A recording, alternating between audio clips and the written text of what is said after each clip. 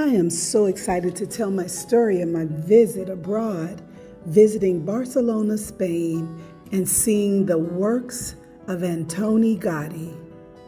Please walk through history with me as we discover LaSagrada Familia.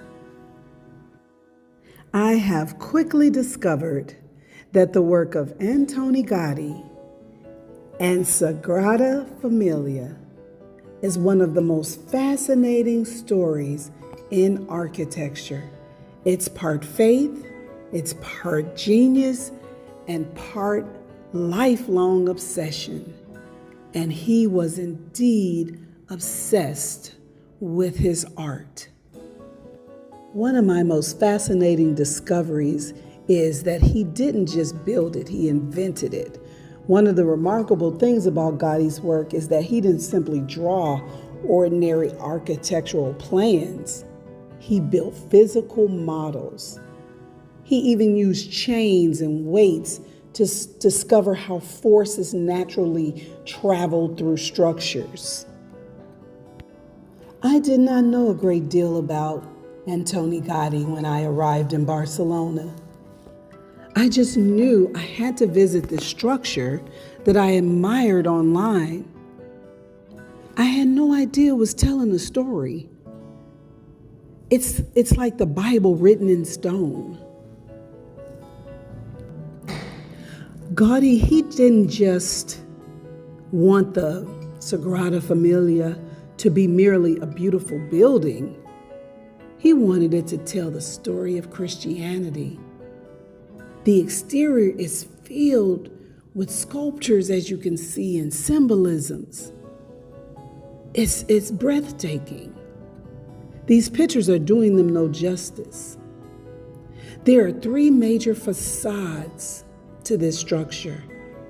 It's the Nativity facade, which is celebrating the birth of Jesus. Then there's the Passion facade. It's depicting Christ's suffering and crucifixion. And then there's the Glory facade. Wow, representing God's glory and humanity's journey toward salvation. Wow. The towers are also symbolic. They have meaning. The completed design calls for 18 towers, where the 18th tower is still yet to be finished. And this operation started centuries ago. There are 12 towers for the apostles, 4 for the evangelists, 1 for the Virgin Mary, and then the tallest tower is for Jesus Christ. Being inside this basilica will just knock you off of your feet. Gaudi, he understood that architecture isn't just about stone, it's also about light. All this beautiful stained glass windows and colors inside of this basilica. It may have been one of my second visits to a basilica. The sunlight was very dramatic and it just did something extraordinary to the colors that were coming through. As I was walking around and just marveling and catching my breath, it looked as though the columns were like a tree. They were like trees growing. The branches were overhead. That's what it looked like. The ceiling, it resembled a forest canopy. I was told that Gaudi wanted visitors to feel as though they were standing inside nature and symbolically inside God's creation. And it's nobody but God that can give somebody this much genius. I also learned that Gaudi, he knew that this project would not be finished during his lifetime. He was once asked about the slow progress, and he said, "Hey, the client's not in a hurry, and the client is God." And Gaudi also ran into another problem, and that was funding. Even to this day, funding is primarily done through private donations and visitor contributions.